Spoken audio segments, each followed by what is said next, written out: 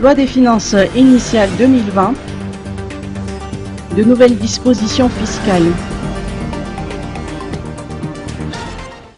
Constituer un pilier de l'émergence est un défi majeur que souhaite relever la Direction générale des impôts.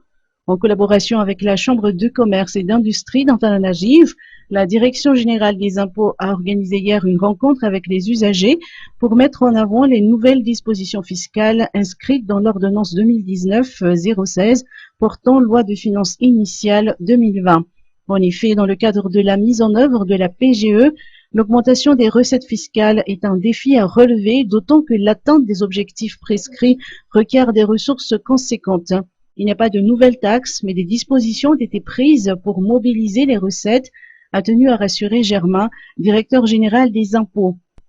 Une des nouvelles mesures est la taxe sur les marchés publics ou TMP.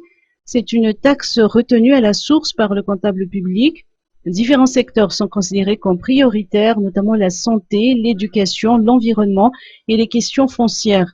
Différentes mesures ont ainsi été prises, comme la suspension de la perception du droit de succession et du droit d'enregistrement sur les actes de partage issus de la succession, l'abaissement du taux d'imposition à 10% pour les revenus des personnes physiques ou morales exerçant des activités dans le cadre de la profession de la santé et ou de l'éducation si ce taux était auparavant à 20%.